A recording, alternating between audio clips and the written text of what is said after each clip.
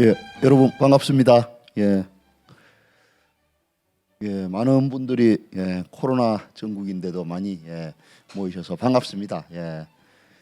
다른 지역에서는 거의 뭐 이런 행사가 중단됐는데 그 보령에서는 이렇게 많은 분들이 열과 성의를 가지고 모여주신 데 대해서 감사드립니다. 조금 전에 우리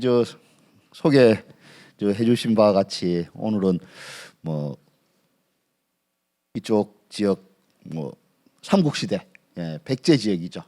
거의 대표적인 그런 유적인 문영왕릉에 대한 그런 이야기도 있고, 그다음에 저 반대쪽 경상도 지역의 대표적인 우리나라의 고분을 대표하는 그런 황남대총 이야기도 있고, 뭐 이런 것들이 지금까지 저희들이 학계에서 연구되고 왔었습니다만, 조금 저는 기존에 있는 연구된 상황과 좀 새롭게 좀 이해해야 되는 부분이 좀 있다고 제 나름대로 뭐 공부를 하고 연구해본 바에 따라서 뭐 그런 부분을 잠깐 소개시켜드리고자 오늘 강의를 하게 됐습니다.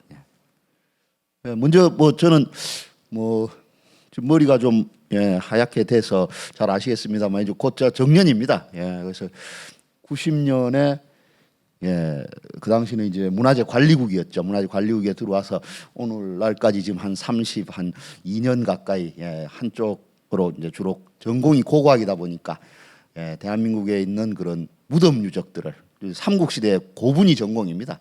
그래서 이제 넓게는 일본, 중국까지도 넓게 해서 동아시아 고분 문화를 전공하고 있기 때문에 그에 대해서 뭐 이것저것 공부를 하고, 문화재청 내에 국립문화재연구소가 있습니다.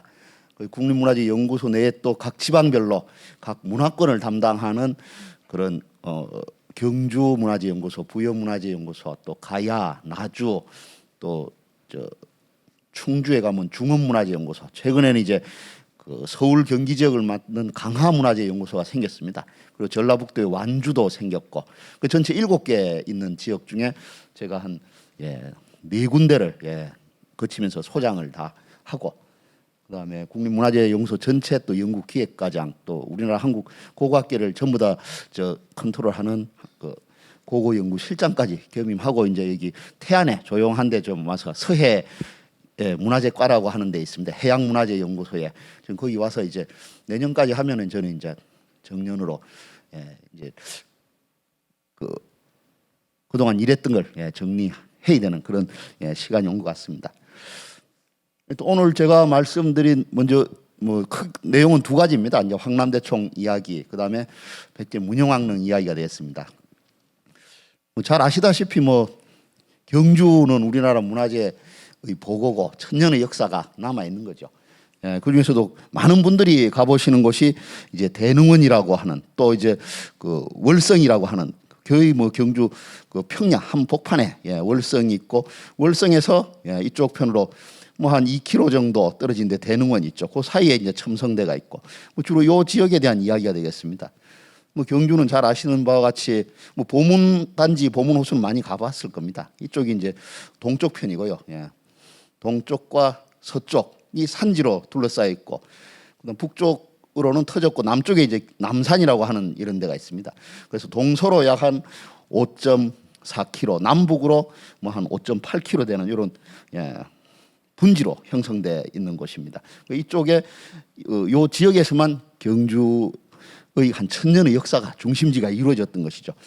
그러니까 이 조그만한 그 범위 내에서 1000년 동안 많은 사람들이 생활하다 보니까 경주시가지 지금 현재 이 집 밑으로는 다 유적입니다.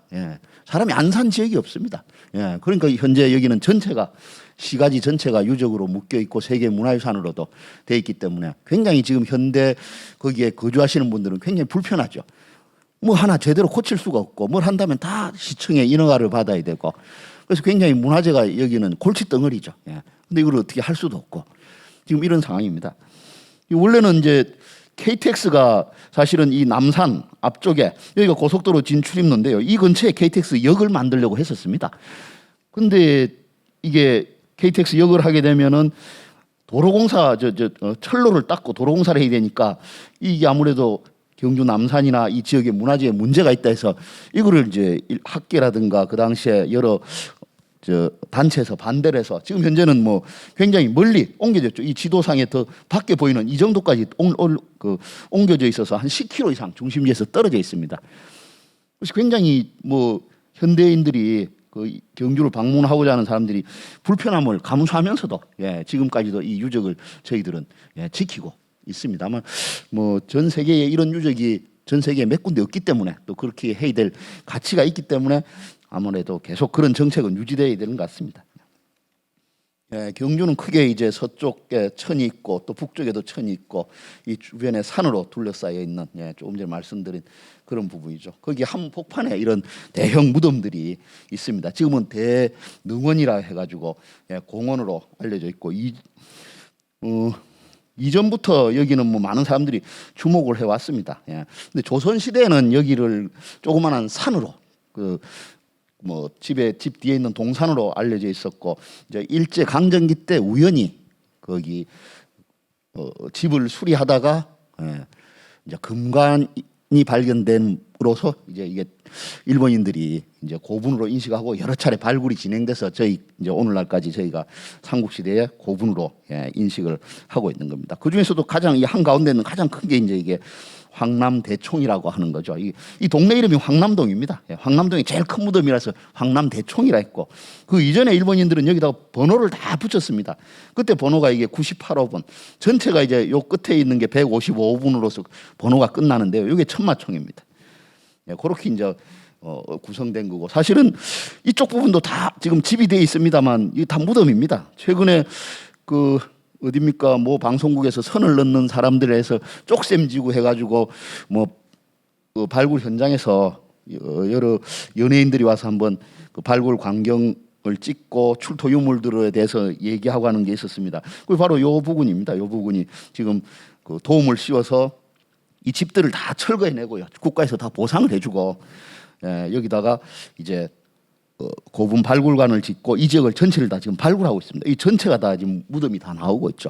또 이쪽은 지금 현재는 뭐 이렇게 황리단길이라 해가지고 여기에 카페고 뭐고 많이 생겼습니다. 그래서 굉장히 여기 집값이 많이 오르고 근데 사실 이거 밑에는 또 다 이와 같은 무덤들이 꽉 깔려가 있죠. 그러니까 이 지역이 다 무덤 일대로 보면 됩니다. 그리고 무덤에서 저쪽 앞쪽으로 한 2km 정도 떨어진 데가 이게 월성입니다. 경주의 그 왕들이 1000년 동안 여기에서 생활했던 왕궁이 있던 것이죠. 왕궁. 그리고 이쪽에 이제 안압지가 있고, 요 건너편이 경주 박물관입니다. 불국사는 여길 따라서 쭉 올라가면 이제 불국사가 되고, 저 뒤에 이제 토암산 자락이 희미하게 보이는 거죠. 이쪽은 경주 남산이죠. 이제 불교 유적이 많은 남산 유적. 남산의 제일 끝자락 부분이 월성이고, 월성의 그 북쪽으로 해서 시가지가 펼쳐지고 경주의 중심이 그 생활 공간이 이루어지는 것입니다. 경주 적성 목각분입니다. 이제 황남대총을 중심으로 말씀드리자 하면은 이제 적성 목각분부터 말씀을 드려야 되는데요. 원래 적성 목각분 이전에 뭐 적성 목각분보다 규모가 작고 뭐 좀 출토 유물도 별 볼 일 없는 그런 목관묘, 목광묘 이런 무덤들이 있습니다. 그 무덤까지 뭐 쭉 말씀드리면 너무 시간이 많기 때문에 지금은 황남대총과 관계되는 적성 목각분부터 저희가 간단하게 말씀드리겠습니다. 그래서 대능원 지구에 있는 것들은 대부분 4에서 6세기 때 지배층, 왕과 귀족들의 무덤으로 알려졌고요. 현재 약 한 200기 정도가 발굴이 됐습니다. 그래서 이런 여러 가지 상황을 볼 때 지배 세력의 정체성을 연구하는 데 굉장히 많은 도움을 주고 있고 결국 고대 국가로 이제 소국 단계에서 고대 국가로 넘어가는 그런 전환기의 모습을 저희들이 학계에서는 살펴볼 수가 있습니다. 주로 적성 목각분을 썼던 왕들은 여기 보시다시피 이제 마리깐이라고 불리던 그런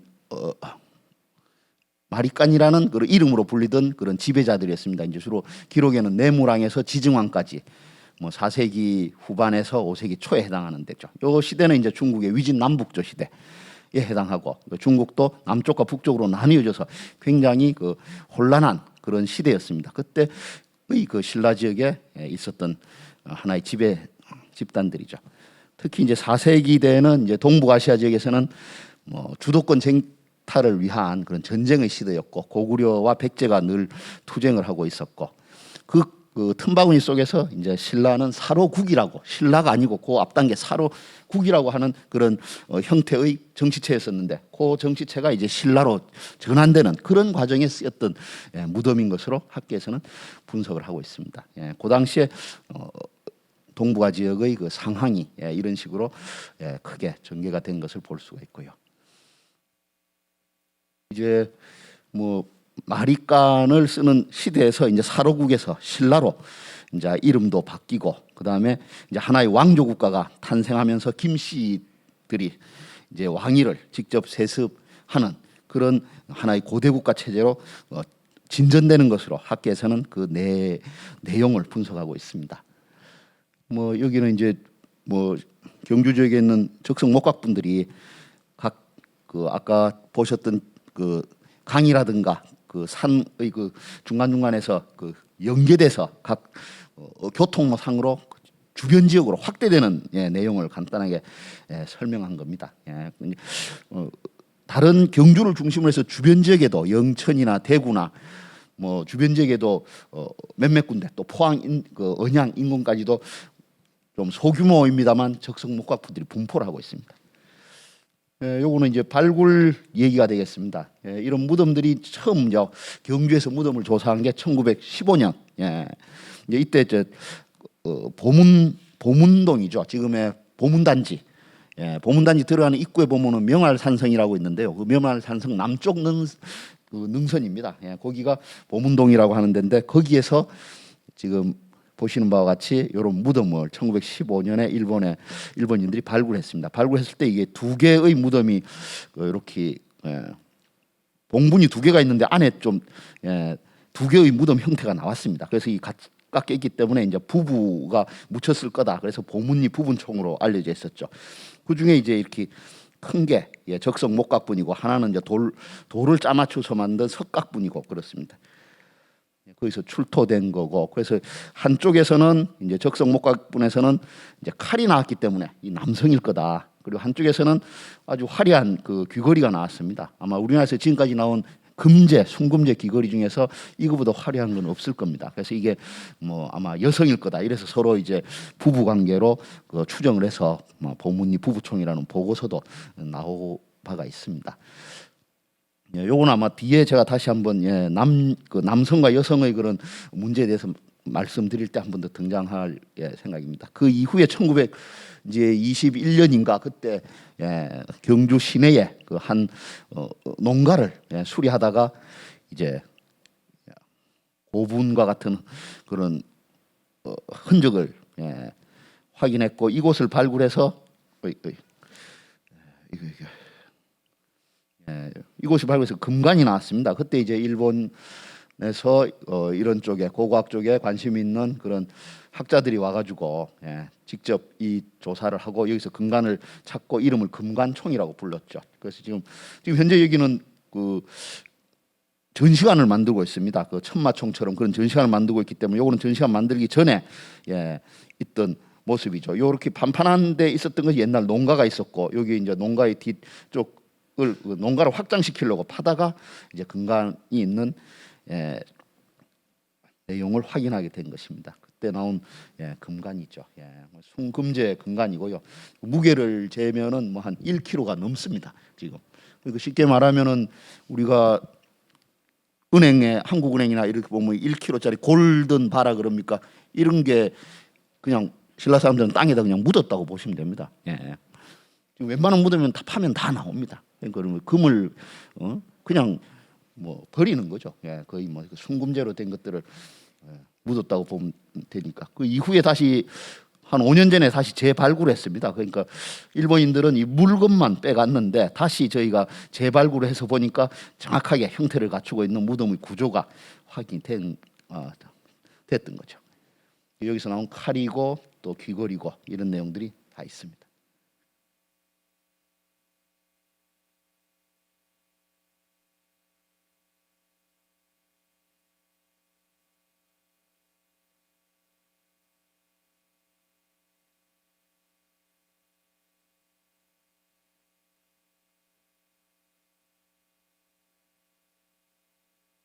예, 여기 1920년대 만들어진 대릉원을 중심으로 한 도면입니다. 예, 여기 보시다시피 98호번 한가운데 가장 큰 무덤이죠. 예, 여기 돼 있고. 근데 사실은 이게 무덤 하나가 아니고 두 개가 붙었습니다. 하나로서 제일 큰 거는 이 125호번 지금 봉황대라고 하는 거고요. 금관이 나왔던 금관총은 바로 그 앞에 있는 요 무덤입니다. 예. 그 주변으로 해서 지금 많은 무덤들이 흩어져 있고 지금 쪽샘지구라 해서 여기에 조사가 이루어지고 있는데요. 여기도 보면 크고 작은 봉분들이 많이 흩어져 있는 것을 볼 수가 있습니다. 그 이후에 이제 금관총 금관총이 이쯤에 있습니다. 금관총 뒤쪽에 있는 무덤을 또 하나 일본인들이 1926년도에 발굴을 하게 되고요. 이제 이게 서봉청입니다. 그때 이제 스웨덴의 왕자 구스타프 6세가 일본으로 신혼여행을 오게 되는데요. 그 이분이 이제 또 고고하게 또 이게 상당히 조예가 있는 분이라서 이분을 모셔다가 이런 발굴하는 장면을 보여주고 직접 발굴도 해서 뭐 이렇게 근간을 찾았다. 그래서 이분들한테 이제 그 나라의 스웨덴이 이제 서전국이라고 그러니까 그 이름을 붙여서 서봉청이라고 이렇게 부르게 된 무덤이 있습니다. 위에 이제 봉황이 나왔다 해서 스웨덴 서전국의 서자를 따고 봉황의 봉자를 따서 서봉청이라고 이름을 지어서 지금도 남아 있죠. 요거는 1946년 저희가 광복되고 난 다음에 처음으로 발굴한 호우총 모습입니다. 미군정 시대에 이루어진 거고 미군정의 도움으로 직접 우리 한국인에 의해서 처음으로 발굴이 되고 있었죠. 근데 이제 안타까운 거는 전혀 저희는 그 당시에는 발굴 기술도 없고 또 어떻게 발굴하는지도 몰라서 그 당시 조선 총독부에서 이 발굴을 총괄했던 그 아리미츠 교이치라고 하는 일본인을 1년간 잡아둡니다. 그래서 모든 정보를 발굴 정보, 문화재에 대한 정보를 그 사람한테 배워서 이제 실습을 한 거죠. 이제 국립중앙박물관 직원들이 이제 그 당시 국립박물관이죠. 국립박물관 직원들이 이 사람한테 물더면 어떻게 파는 거다. 이거는 뭐다 하는 거 일일이 코치 받으면서 지금 교육을 받으면서 무덤을 판 게 호우총입니다. 그래서 이 사람은 이 발굴을 마치고 바로 경주에서 부산을 거쳐서 일본으로 돌아가는 조건으로 해서 이 발굴을 가르쳐 준 거죠. 그래서 그런 내용의 그게 우리나라의 첫 한국인에 의한 첫 발굴입니다. 그래서 나온 청동호우가 되겠습니다. 너무나 유명한 청동호우 밑바닥에 을면영 국강산 광개토 그 왕의 이름이 새겨져 있어서 신라와 고구려의 그 관계가 상당히 깊었다는 것을 이 유물로서 확인을 하고 있죠. 뭐 저희 그 신라의 고분 조사는 사실 일제 강점기 때부터 계속 오늘날까지 계속 지속되고 있습니다. 그러니까 결국 앞쪽에서도 보셨듯이 일본인에 의해서 그대로 모든 기술이라든가 그 인식해야 되는 그런 틀이 정해져 버렸죠. 그래서 지금도 많이 극복해야 되는 부분이 있습니다. 그런 걸 저희가 하나하나 공부하면서 지금 새로운 방향으로 나아가려고 찾고 있는 그런 과정이 되겠습니다. 이게 이제 전체 부분이고 빨갛게 표시된 곳이 금관이 순금제 금관이 나온 곳입니다. 지금 나머지는 발굴이 안 한 곳이죠. 표시가 안 된 데는 발굴 안 한 곳이고 글자 쓰인 것 저런 게 지금 6개, 7개 정도만 발굴을 했습니다. 전체 150개 중에서. 이제 요거는 1970년대 들어서 경주지구를 관광단지로 개발하기 위해서 이제 직접적으로 저희 나라의 그 고각을 했던 역사학을 했던 그런 사람들이 모여서 직접 발굴한 겁니다. 그때 이제 황남대총을 먼저 발굴을 하자고 정부에서 지시가 있었음에도 이거를 직접 건드리는 게 그 당시 연구자들은 상당히 겁이 났던 모양입니다. 그래서 그 옆에 있는 조그만한 거 이거부터 한번 실험적으로 해보고 그 이후에 여기서 얻어진 방법과 기술을 가지고 황남대총을 하겠다 이런 계획하에 이제 천마총을 먼저 발굴 조사를 진행을 했습니다. 대형 봉분이었고요. 이것도 약 한 길이가 뭐 한 50m급에 달하는 대형 봉분이었습니다. 사람의 그 크기로 봐서도 짐작을 하실 수가 있습니다. 발굴된 모습입니다. 이제 이게 봉토를 벗겨내니까 완벽하게 하나도 손을 안 댄 그런 모습이었고 그 내부에서 황금제 금관과 매장 상태를 알 수 있는 그런 모습이 그대로 나와 있습니다. 출토된 유물들이죠. 특히 이제 그 천마도 장리가 확인이 됐습니다. 그래서 이게 기린인지 말인지 그림이 백화수피에 그려져 있어서 이 고분의 이름을 천마총이라고 부르게 됐습니다. 이걸 엑스레이로 찍은 사진입니다. 천만지 지금 머리에 뿔이 이렇게 달려 있다 해서 이제 기린으로 봐야 된다고 하는 학계에서는 또 새로운 그런 이야기들이 있습니다. 직접 그 당시에 대통령이 현장을 직접 방문을 해서 조사단을 격려도 해주셨고 이제 그 이후에 이거를 이제 관광 원래의 목적대로 관광화 시킬 수 있도록 내부를 복원하는 작업을 진행을 했습니다. 그래서 이건 황남 대총도 함께 발굴이 진행되었고 황남 대총은 무덤이 2개가 있었고 남쪽에 있는 거는 남자 무덤으로 지금까지 인식을 하고 있고 또 북쪽은 그 부인으로 인식을 하고 있는 무덤입니다. 그러니까 2개의 무덤을 붙여서 하나의 큰 무덤을 만들었다고 이렇게 얘기를 하고 있습니다. 같이 출토된 유물들입니다. 이것도 역시 금제 그 장신구들이 화려한 부분이 많이 있고 특히 이제 요 유리제 그릇 같은 것들은 로마에서 많이 로마 지역을 중심으로 해서 지중해 연안에서 많이 사용되던 유리 그릇들입니다. 이런 걸 로만 그라스라고 하는데 이게 그 동쪽의 끝인 경주 지역에 있었다는 게 상당히 많은 사람들이 놀라움을 가졌던 그런 부분입니다. 같이 나왔던 여러 유물들, 특히 이제 이런 중국제 당시 동진제 자기 또 신라인들이 사용했음을 알 수가 있습니다.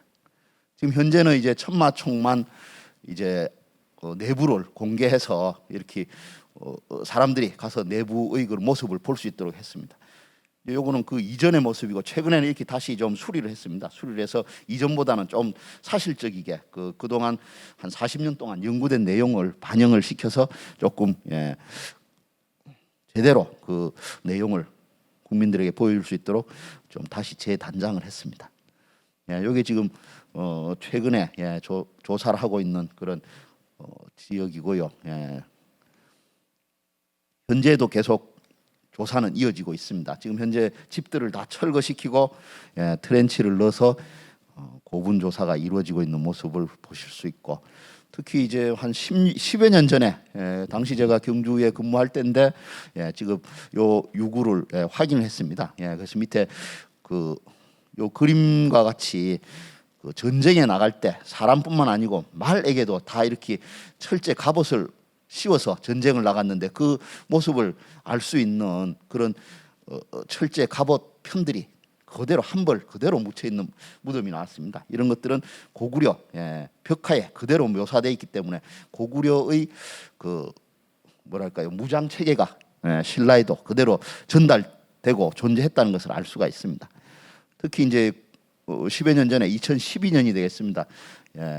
세계적인 그런 고고학 잡지에 한번 실렸습니다. 여기에 보면 한국의 아이언맨이라 해가지고 한국의 그 5세기대 완벽한 완전 무장한 그런 5세기대의 그 전사 한국의 아이언맨이 있다라는 제목으로 전 세계인에게 한번 소개를 한 적이 있습니다.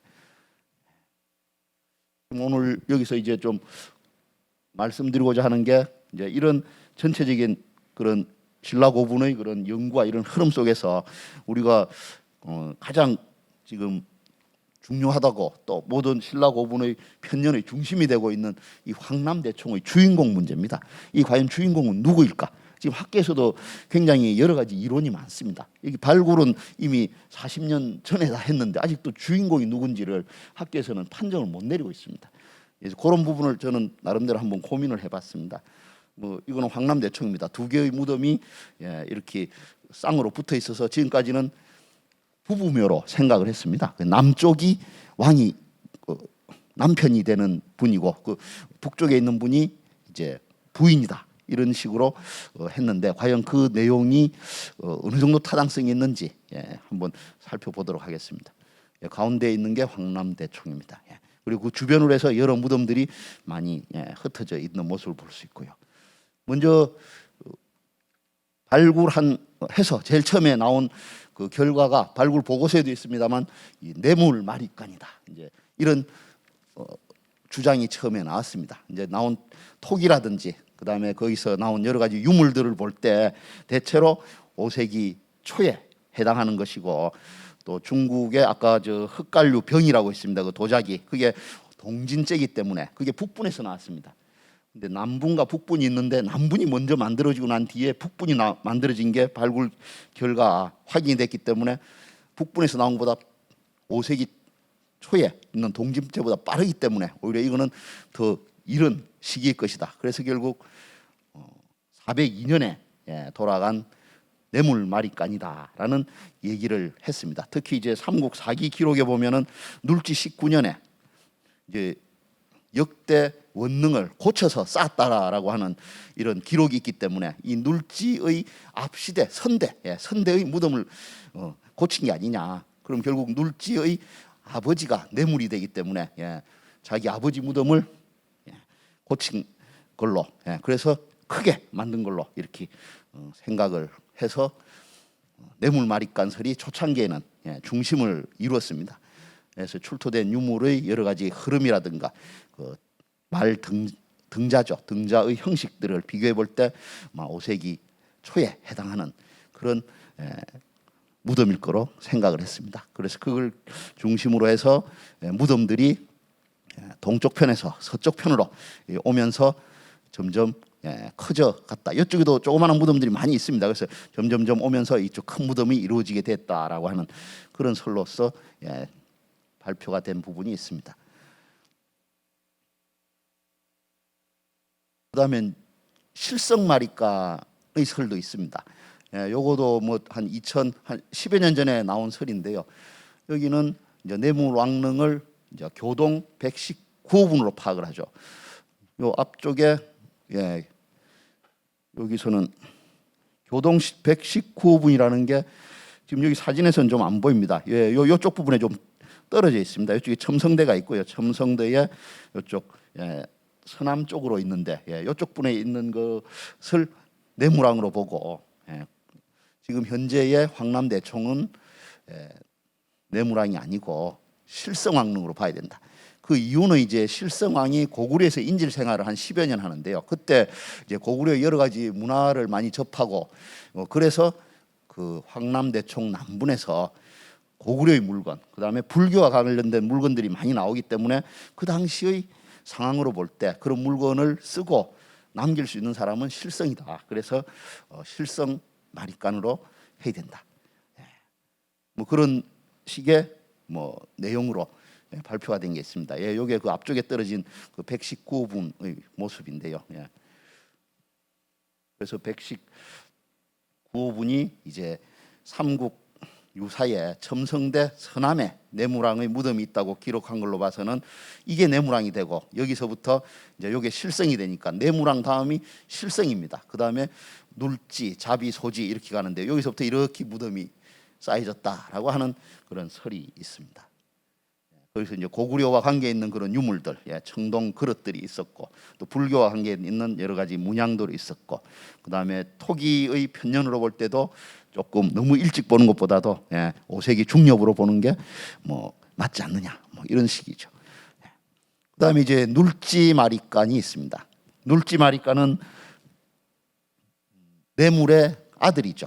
근데 직접 대를 잇지 못하고 중간에 고구려에서 그 인질 생활을 한 실성이 고구려의 도움을 받아서 왕위를 한 15년 정도 하고 그 이후에 눌지가 왕위를 물려받습니다.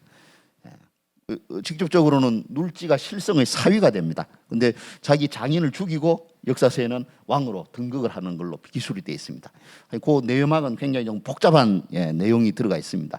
그래서 이런저런 내용으로 볼 때 눌지가 토기라든지 그다음에 삼국 유사의 기록이라든지 여러 가지 고각적인 그 이후의 조사 흔적으로 봐서 이거를 5세기 후반 때 458년 이후에 만들어진 눌지로 봐야 된다. 뭐 굉장히 좀 고각적으로 복잡한 내용들입니다. 이거를 설명하면은 뭐 시간이 많이 없어서 그래서 일단 이런 세 가지 큰 내용으로 지금까지는 보고 있다는 거죠.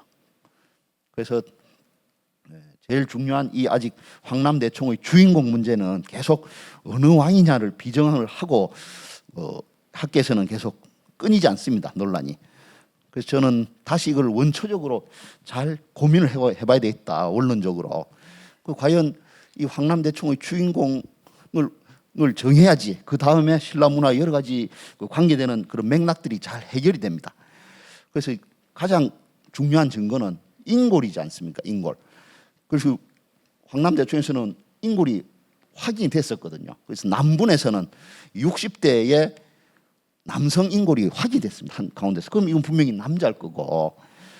근데 이제 북분에서는 전혀 인골이 나오지 않았는데 이 북분을 여성으로 지금 이야기를 하고 있습니다.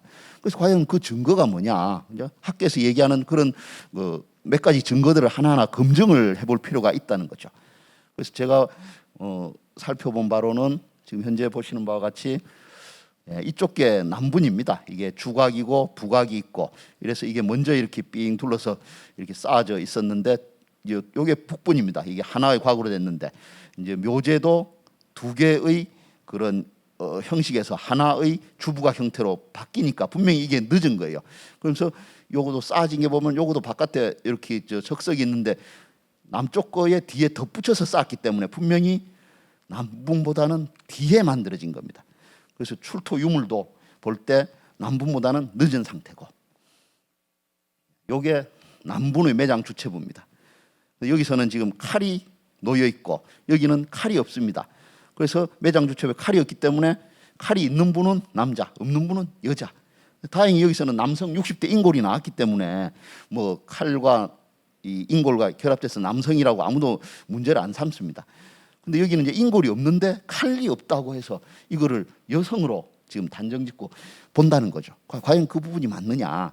뭐 지금까지 신라 무덤에 있어서 피장자들은 여러 가지 내용으로 인해서 많이 기준점이 변화돼 왔습니다. 칼을 중심으로 이야기한 사람도 있었고 이식을 중심으로 한 사람도 있었고 또 어떤 사람은 뭐 무구 마구 뭐 이런 쪽을 다 합해서 했습니다. 크게 볼 때는 칼을 가지고 있고 그 다음에 이식을 가지고 있는데 이제 이식은 귀걸이입니다. 귀걸이가 고리가 가는 거 그거는 남성, 고리가 굵은 거 이거는 여성. 뭐 이런 식으로 해서 기본적으로 큰 틀은 만들어지고 있습니다. 그러나 그게 완전히 다 일치하는 건 아닙니다. 그래서 그런 상황들을 고민해 볼 때 이런 물건을 기준으로 한 그런 성별 구분보다는 실제로 인골의 유무 그리고 인골이 나왔을 때 그 미토콘트리아 분석에 의해서 과학적인 그런 근거 자료가 기본이 돼야 된다는 게 제 생각입니다. 그래서 지금까지 인골과 귀걸이의 형식을 볼 때 세환이식은 다 남성이라고 지금 학계에서는 했는데 실제로 세환이식을 찬 인골이 여성으로 밝혀진 게 여러 개가 있습니다. 그러니까 이게 안 맞다는 거죠. 그래서 이런 부분도 있고 특히 이제 발굴 보고서라든가 지금까지 많은 학자들이 공통적으로 얘기하는 게 이제 북분이 부인이라는 증거는 바로 이 명문이 새긴 부인대라고 하는 이 허리끈이 나왔다. 허리끈에 분명히 부인대라고 써 있기 때문에 이걸 부인으로 봐야 되지 않느냐 이런 거죠. 그다음에 대도를 착장하지 않았다. 대도가 없다. 그다음 금제 과대라는 건 허리끈인데 옆에 큰 요패를 달게 되어 있습니다. 그 요패가 오른쪽에 있느냐 왼쪽에 있느냐 뭐 이런 것들. 뭐 그 외에 뭐 태환식이 많기 때문에 여성이다. 또 방추차가 있기 때문에 방추차는 이제 옷감을 짜는 데 쓰는 그런 옛 도구라는데요. 그게 갖고 있기 때문에 여성이다. 뭐 이런 것 갖고 많은 부분들이 했습니다. 그리고 남쪽에 무덤이 붙어 있을 때 남쪽에 있는 거는 남자, 북쪽에 있는 거는 여자. 그 무덤의 위치 뭐 이런 걸 가지고 포함을 했는데 과연 이런 부분이 하나하나 검증해 볼 때 맞아 떨어지는 건지 제가 한번 살펴봤습니다. 근데 보니까 뭐 실제로 북분에서는 부인대라고 하는 이런 허리끈이 은제 허리끈이 나왔습니다. 여기 보시면은 이렇게 글자가 써 있는데요. 부인대라고 하는 게 나왔었죠. 근데 과연 이게 부인이 차고 나온 건지 이거를 봐야 될 거 아닙니까?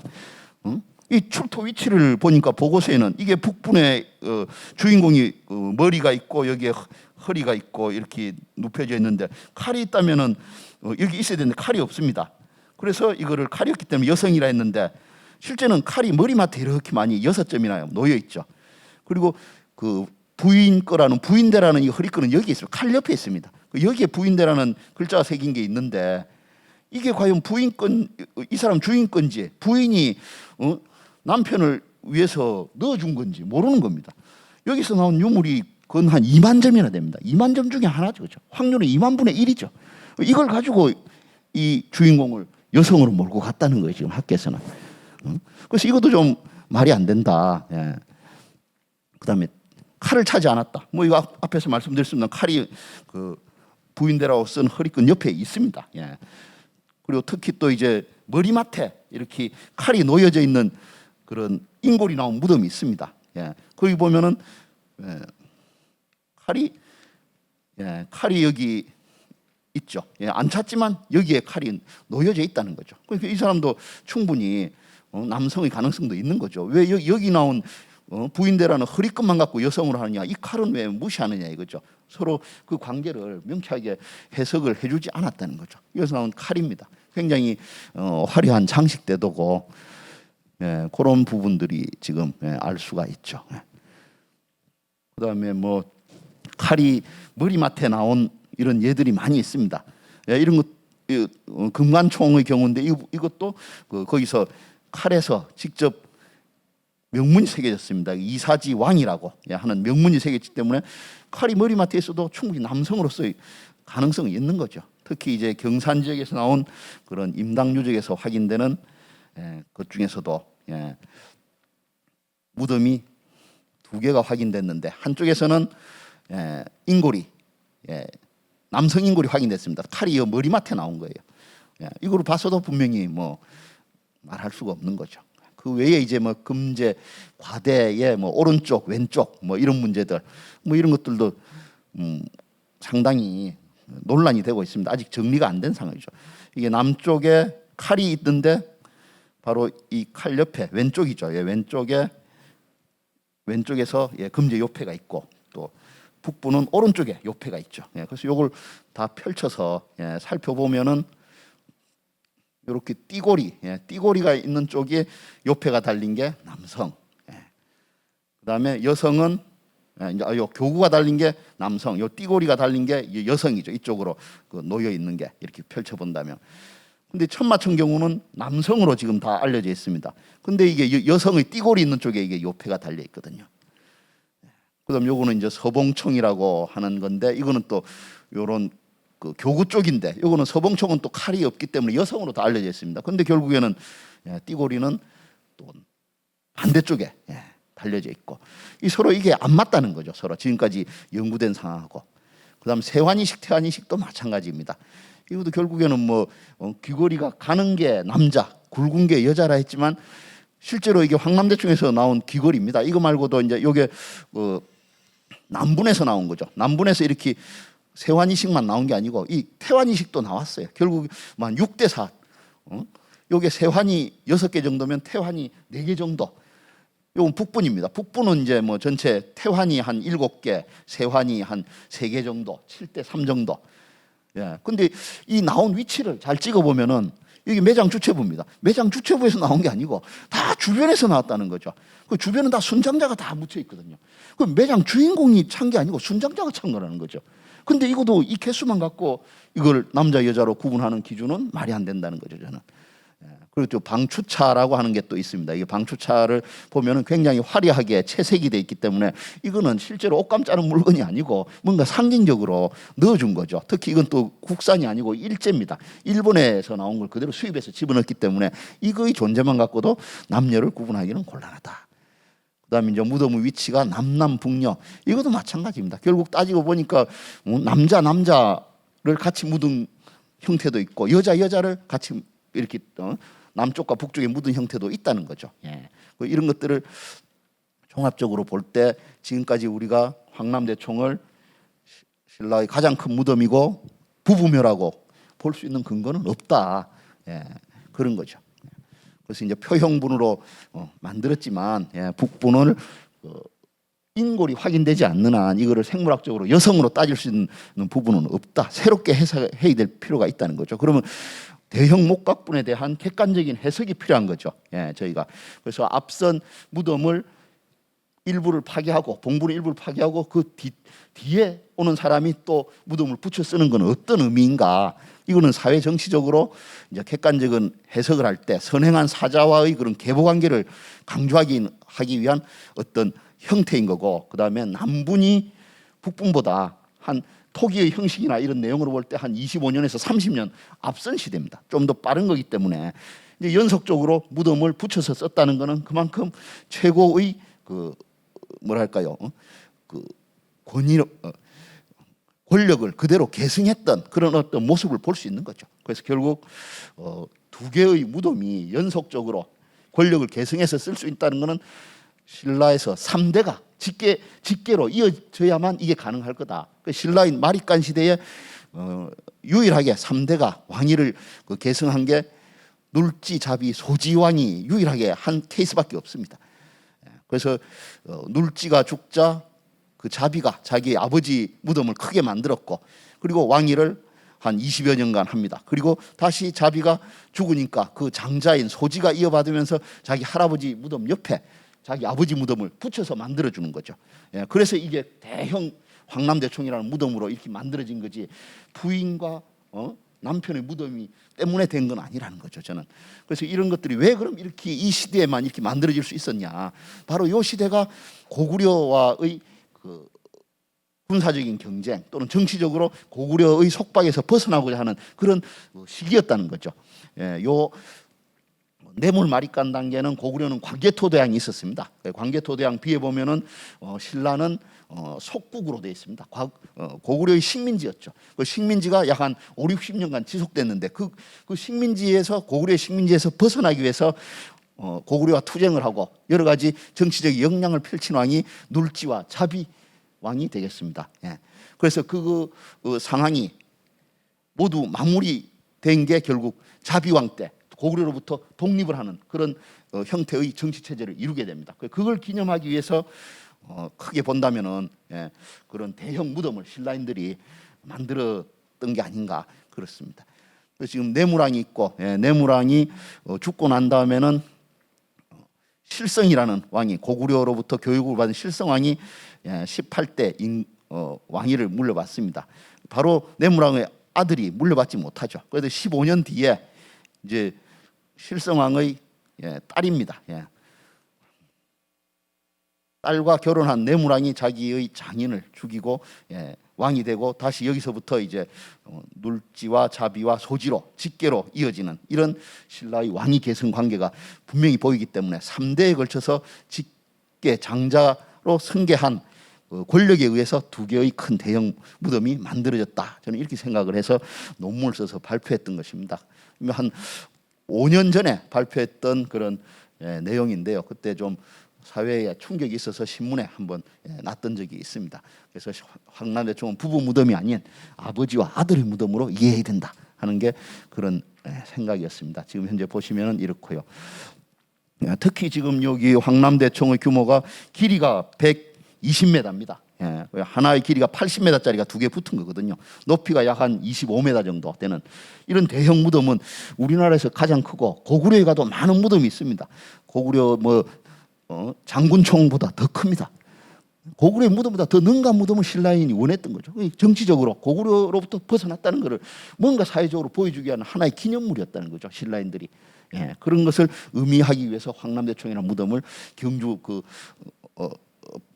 벌판에다가 높게 만든 게 아니냐, 저는 이렇게 생각하고, 그게 결국 그 당시의 정치 사회적 기념물로서 신라인들에게 인식되었다고 생각을 합니다.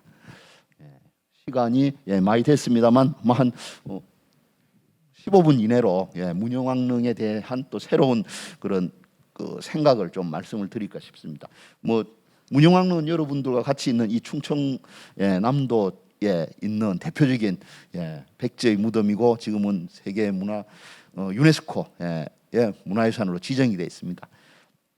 지금 현재 문영왕릉의 위치는 요 부분이 문영왕릉 위치가 되었고, 그 밑에 있는 게 이제 송산리 6호분입니다. 이제 문영왕릉이 요 능선에서 윗부분에 있고 송산 6호분이 아랫부분에 있습니다. 지금 이제 문영왕릉은 너무도 잘 알듯이 1971년에 발굴 조사가 됐죠. 올해로서 이제 발굴 년이 됩니다. 예, 그래서 7월 7일 날 발견돼서 7월 8일부터 발굴해서 끝나버렸죠. 이렇게 중요하고 정말 우리 백제사를 잘 보여줄 수 있는 무덤을 불과 10서너 시간 만에 발굴을 끝내버렸다는 거죠. 굉장히 지금 발굴했으면 한 몇 달을 발굴했어야 되는 무덤을 불과 10서너 시간 만에 끝내버렸다니까 얼마나 많은 실수를 했으며 많은 것을 놓쳤다는 거죠. 저희는 지금 와서 생각해 보면은. 근데 지금 우리가 알고 있는 내용은 그 15시간에 조사한 많은 실수가 있는 그런 내용을 갖고 그게 마치 진실인 양 다 믿고 있다는 거죠. 그래서 저는 그걸 다시 한번 검토를 해보자. 과연 이게 맞나? 몇 달을 해도 알까 말까 한 내용을 10서너 시간 만에 발굴하고는 이게 정답이야 이러면서 보고서 써서 내놓은 걸 지금 우리 국사교과서 그 모든 백과사전이고 어디에 다 나와 있다는 거죠. 근데 그걸 보면은 엉터리라는 거예요. 제가 볼 때는. 그래서 이건 다시 한번 고민해 봐야 된다. 이 발굴 당시의 그런 모습들입니다. 이제 부랴부랴 입구를 뜯어내고 들어가는 거죠. 들어가니까 무덤들이 관들이 막 깨져가지고 막 놓여 있고 물건 주워 담기가 바쁩니다. 일일이 다 기록하고 실측하고 다 연구의 가치가 있기 때문에 그걸 하나하나 정리하면서 해야 되는데 빗자루로 쓸어 담듯이 쓸어 담았던 거죠. 지금 이런 부분을 가지고 과연 우리가 지금 옳게 지금 이해하고 있느냐? 이제 문영왕릉의 내부의 모습인데 연화문 벽전으로 전부 다 짜맞춰진 그 중국식 전축분입니다. 이 내부의 모습들이고 안에 등감도 있고 이제 특히 이제 쌓는 법이 사평일수에서 4개를 편편하게 쌓고 하나를 세우고 4개를 편편하게 쌓고 하나를 세우고 이 다 반복돼서 다 올라가 있죠. 그 여기 전부 다 연화문으로 다 그 장식이 돼 있는 그 연화문도 아주 정교하게 만들어져 있죠. 뭔가 여기는 뭐 연꽃 세계, 연화장 세계와 같은 이런 걸 만들려고 한 그런 것을 직접 느껴볼 수가 있습니다. 예, 보이듯이. 그리고 밑에 바닥도 높게 이렇게 돼 있고요. 이제 발굴했을 때 나왔던 주요 유물들입니다. 특히 이제 매직권, 그 다음에 이제 주인공을 알려주는 그런 묘지석, 그리고 또 석수, 그다음 이제 동전입니다. 이게 이제 그 당시에 이제 523년에 중국 양나라에서 만든 그 철로 만든 오수전, 철 오수전이죠. 철 오수전이 그대로 이 꾸러미에 엮여 가지고 이렇게 묶여 있습니다. 이것까지도 완벽하게 지금 그 당시 상황을 다 복원할 수 있는데 너무 저희가 성급하게 하는 바람에 많은 부분을 놓쳤다고 생각하는 거죠. 이게 이제 묘지석입니다. 여기 보면 영동 대장군 백제 사마왕 이래갖고 연 62세, 62살에 이제 그 개묘년에 5월이죠. 돌아가셨다고. 그래서 그런 내용을 쭉 쓰고 이제 이게 등관 대묘라 큰 묘에 모셨다 하고 써 있고 뒷면에 요거의 뒷면에는 이제 자축인묘 해갖고 쭉 12지가 써져 있습니다. 그다음 요거는 이제 왕비의 묘지석입니다.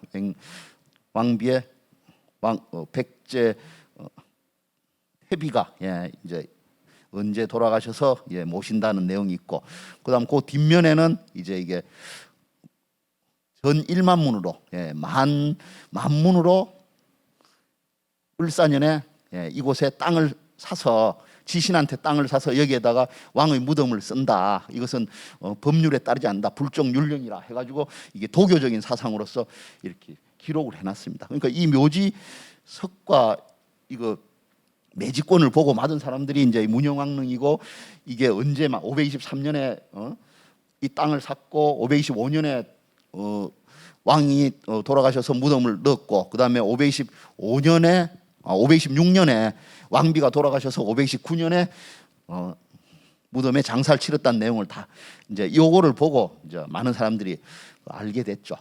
근데 이제 하나 재밌는 거는 해석 안 되는 부분이 있습니다. 분명히 매직권에는 전 1만문으로 이게 지신한테 땅을 사갖고 영동 대장군 백제 사마왕을 무덤을 여기에 쓰겠다고 했는데 과연 이 전 1만문이라는 게 뭔가? 요건 이제 좀 뒤에 말씀드리겠습니다. 이제 요거는 관입니다. 왕과 왕비의 관을 복원하면은 이제 이런 형태로 된다는 거죠. 이게 금송이라고 일본에서 주로 관을 짤 때 쓰는 그런 나무인데 그거를 일본에서 아마 공수를 해가지고 와서 문영왕릉의 무덤을 만드는 데 썼을 거다, 이렇게 지금 학자들은 얘기를 하고 있습니다.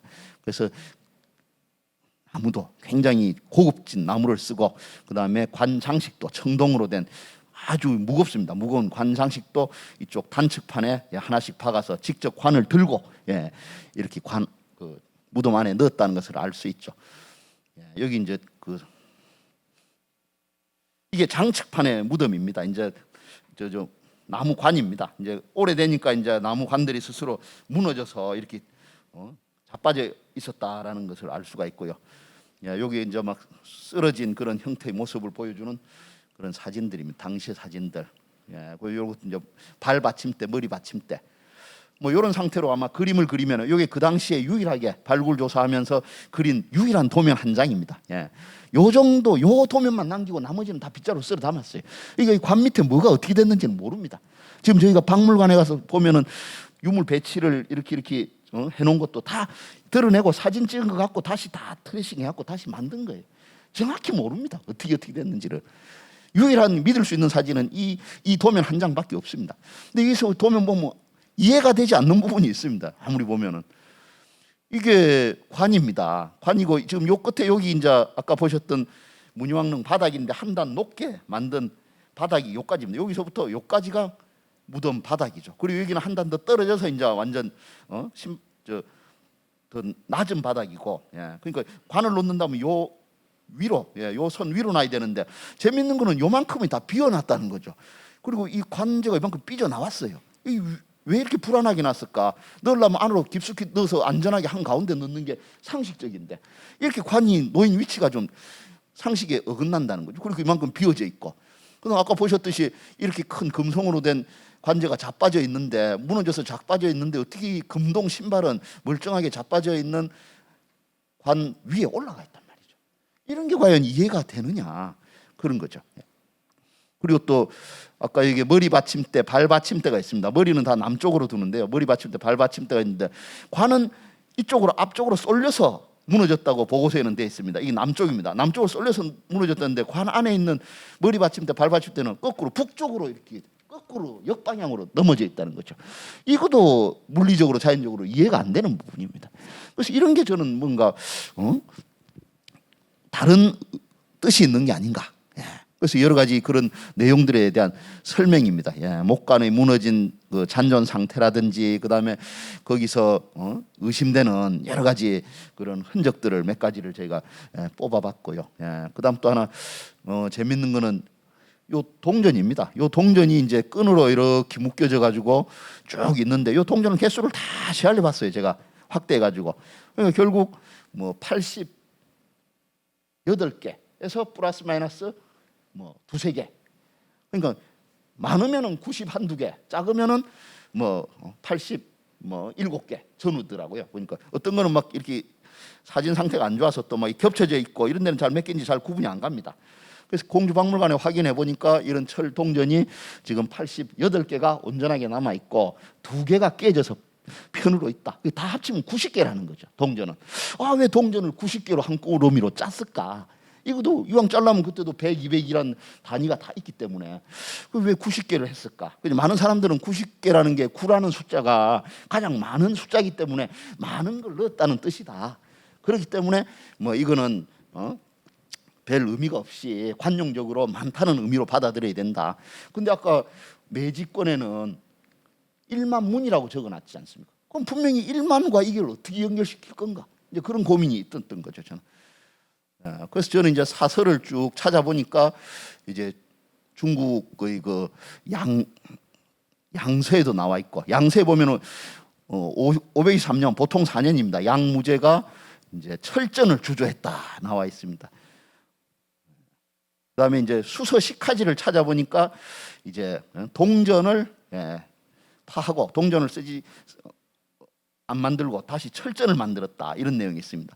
그러니까 왜 철전을 만들었을까 이제 고민을 했습니다. 그래서 그 당시 이제 여러 가지 뭐 사회 경제사적인 그런 연구를 하시는 분들 얘기를 들어보면은 뭐 중국이 이제 화폐 제도를 일찍부터 진시황 있을 때부터 그 반량전을 만들어서 중국을 그 동전으로서 하나의 그 경제권으로 묶으려고 했습니다. 근데 그게 그 워낙 땅이 넓고 워낙 사람들이 다양한 사람들이 있어서 안 쓰는 거죠. 그래서 어떤 데는 동전 쓰는데 어떤 데는 물물 교환하고, 그러니까 경제가 더 혼란스러운 거예요. 그래서 이거를 계속 끊임없이 유지시켜 갑니다. 그래도 막 제대로 안 됐지만 결국 양무제 때 와서는 이 원인이 뭐냐? 동전 수가 부족하기 때문이다. 동전이 부족하니까 많은 사람들이 동전 쓰고 싶어도 쉽게 구할 수 없으니까 물물 거래를 하는 거 아니냐. 그래서 그 당시 동전은 구리와 그다음 주석을 넣은 합금으로 만들었어요. 그러니까 이 원료를 구하기 힘드니까 차라리 원료를 쉽게 구할 수 있는 철전을 만들어서 이거를 대량 보급하면은 모든 게 경제적으로 동전으로 모든 경제 기준 가치가 된다. 그래서 철전을 만들어라 해서 처음으로 만든 게 철오수전입니다. 이 양무제 523년도. 그러다 보니까 집에 있는 농기구고 뭐고 철이 많아요. 중국에는 철은 또 쉽게 얻을 수 있으니까 집에서 다 개인적으로 돈을 만들었습니다. 예, 자기가 사전이죠. 그걸 국가에서 인정을 해줍니다. 양무제가 일단은 경제를 살려야 되기 때문에, 국가 경제를 살려야 되니까 돈 쓰고 싶어서 너 집에서 네가 만들어서 네 돈 쓰라는 거예요. 그걸 인정을 해줘요. 그러니까 식화지에 그런 내용이 자세하게 나옵니다. 여기에 대동 이후에 여기서 모두 사주했다.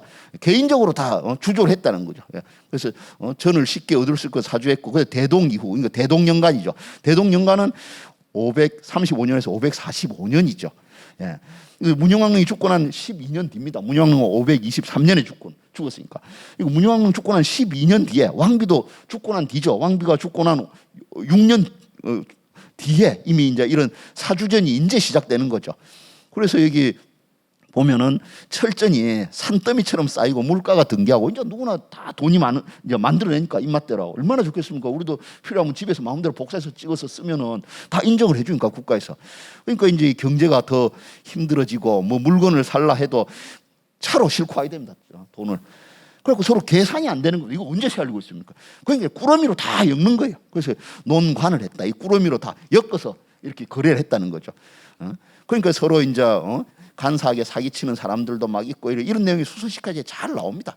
그리고 특히 이제 파령이라고 하는 데가 이제 있는데, 파령의 동쪽에서는 80개를 쭉 꾸러미로 엮어 갖고 이거를 100개로 친다. 저들끼리 그냥 그렇게 정하는 거예요. 우리 동네에서는 80개 묶으면 100이야. 그다음에 또 이제 이걸 이제 파령이 동쪽에 있기 때문에 수도에 이제 양 나라 남경이죠. 남경의 동쪽에 있기 때문에 그걸 동쪽에서 유행하는 돈이라 해서 동전이라 하고, 또 이제 강정 이상 이제 저쪽 조금 이제 서쪽에 떨어진 데죠. 그쪽에서는 70개를 이제 100개로 친다. 이걸 이제 서쪽에서 유행하는 거라 해서 이제 서전이라고. 근데 이제 중앙에서는 남경 지역이죠.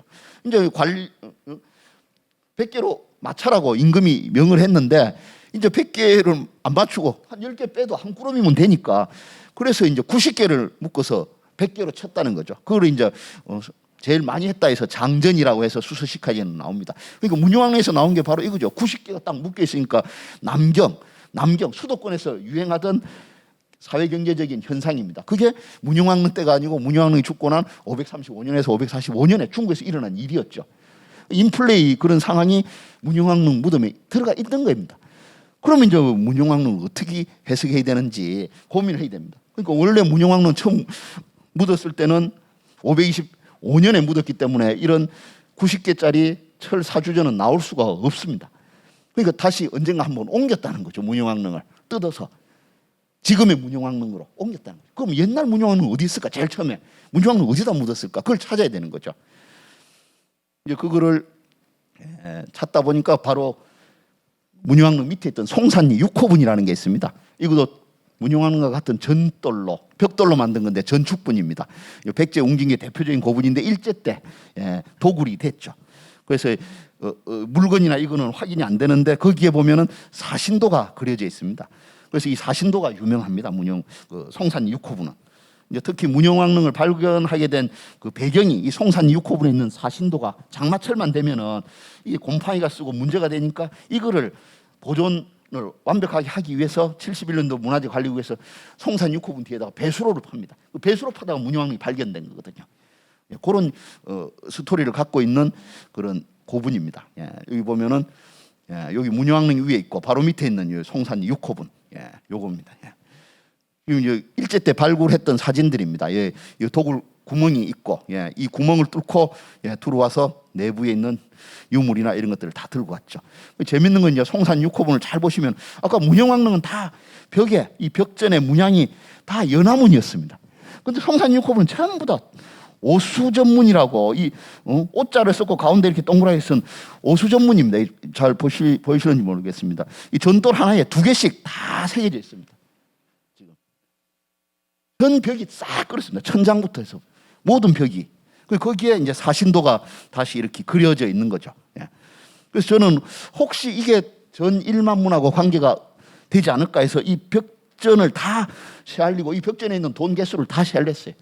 이게 한 8,600개가 나오더라고. 8,600개가. 그럼 나머지 1,400개는 어디 있을까? 막는 입구입니다. 들어가는 장례를 다 하고 난 다음에는 무덤 입구를 막아야 되니까 무덤 입구를 막는 벽돌도 있을 거예요. 그 벽돌도 다 오수문전이었을 거다. 그렇게 되면 1만문에 가까운 거죠. 그러니까 결국 매직권에 나온 전 1만문으로서 땅을 사고 여기에다가 왕을 묻는다고 쓴 게 바로 여기에 무덤을 얘기하는 거 아니냐, 저는. 그러니까 송산리 6호분에 문영왕이 제일 처음 모셔졌다가 그 이후에 이러저러한 이데올로기 문제로 이제 송산 6호분은 도교죠. 사신도가 그려져 있고 그다음 여기에 오수문전으로 땅을 지신한테 산다 이런 건 다 도교 사상이죠. 그다음에 이제 이게 성왕에 의해서 문영왕릉의 아들이 성왕입니다. 뭔가 이데올로기를 불교화하기 위해서 자기 아버지를 이제 불교식의 그런 연화장의 세계에다가 모시기 위해서 연화문전으로 벽돌을 만들고 극락세계를 만든 거죠. 그래서 진행한 게 바로 요 송산 6호분과 문영왕릉의 관계가 아닌가, 저는 이렇게 지금 생각을 하고 있습니다. 이제 특히 이제 문영왕릉 매직권에 이런 1만문으로 이렇게 백제 사망을 묻었고 그다음 매직권 위에 동전이 90개가 올려져 있는 거, 이런 것들이 결국 묘지 대금으로 1만문을 묘사한 거다. 이거는 백제인의 그 신앙적인 간절함의 실체적인 표현으로 이해할 수가 있다는 거죠. 이게 이제 계산한 그런 내용들입니다.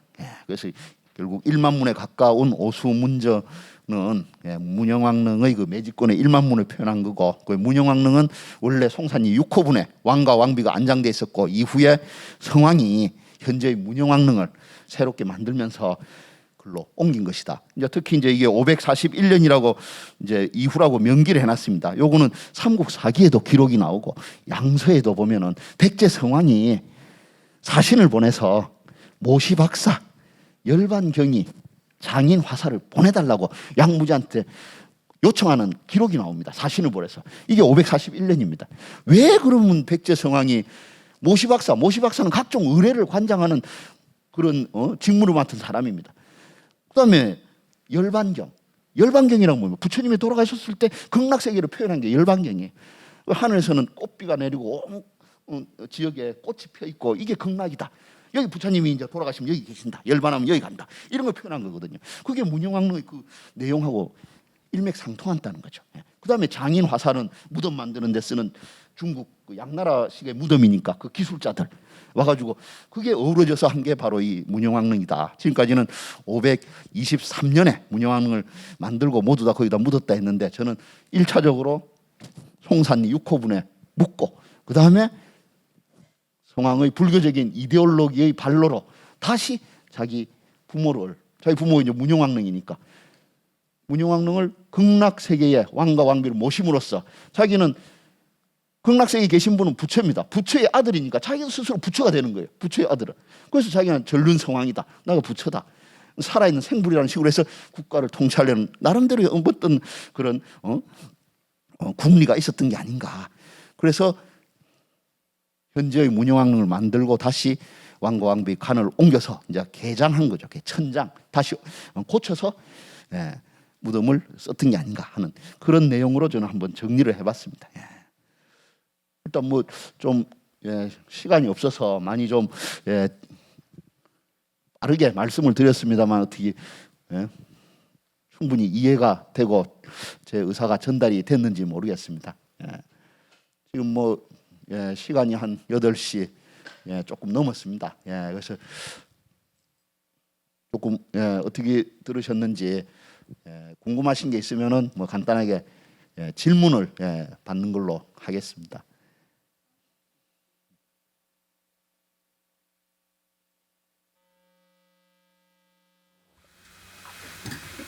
지금 그 육포분에서 나온 유물들이 뭐 발표된 게 있어요?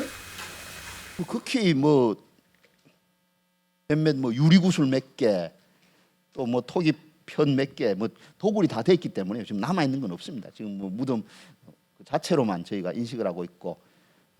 그럼 거기에다가 무덤을 썼다가 개장을 했다면 애초에 아무것도 없는 빈 무덤이었던 거 아니에요, 그럼? 이제 이런 육호분 같은 거는 자기가 살아 있을 때 만들죠. 수릉이라 해가지고 만들고 이제 왕이 돌아가면 거기다 묻죠. 그다음에 이제 문용왕릉을 옮기고 난 다음에 비워져 있었죠. 그게 없어서 그러면 아무것도 발표된 게 없나? 아니면 분명히 뭔가 있었을 거고, 저는 이제 그 이후에 이 무덤은 성왕 무덤으로 다시 재사용한다고 저는 논문에서 썼거든요. 문용왕릉 이후에 다시 성왕이 이 무덤에 다시 들어가게 됩니다. 제가 보니까. 그리고 분명히 그 유물들이 있었을 텐데 이미 일제 때 도굴이 되는 바람에 다 지금은 실체를 확인할 수가 없는 거죠. 그때 직접 그 무덤을 신고한 사람이 가루베라고 하는 유명한 그런 일본인 학자가 있는데, 뭐 학자라기보다는 뭐 그 당시 뭐 공주 지역의 도굴꾼이었죠. 근데 그분이 이제 신고를 자진해서 하면서 뭐 유물이 없었다는 식으로 얘기를 합니다. 그리고 경주에 태종 무열왕릉이 있잖아요. 그 무열왕릉의 비석이 비신은 없어지고 거북이하고 이수만 남아 있잖아요. 그것이 이제 우리나라의 그 비석의 최초의 중국식 비석이라고 이제 알려져 있는데, 그렇죠. 그거에 대한 연구가 많이 돼 있어요. 연구는 뭐 몇 가지 있는 걸로 알고 있습니다. 그리고 이제 태종 무열왕이 직접 중국에 가서 당나라에 구원 요청을 하면서 당의 신하가 되겠다. 우리나라를 도와서 백제를 쳐달라. 그거를 사정을 하고 당으로부터 모든 문물 제도, 당의 관복도 뭐 모든 제도를 다 갖고 와서 다 신라의 그 정치권 내에서 중국식으로 다 바꿔버립니다. 그러니까 당연히 이제 자기가 죽고 난 다음에 중국식 무덤의 그런 구조가 나타나게 되는 거고요. 그렇습니다. 오늘 뭐 장시간 동안 경청해 주셔서 대단히 감사드립니다. 고맙습니다.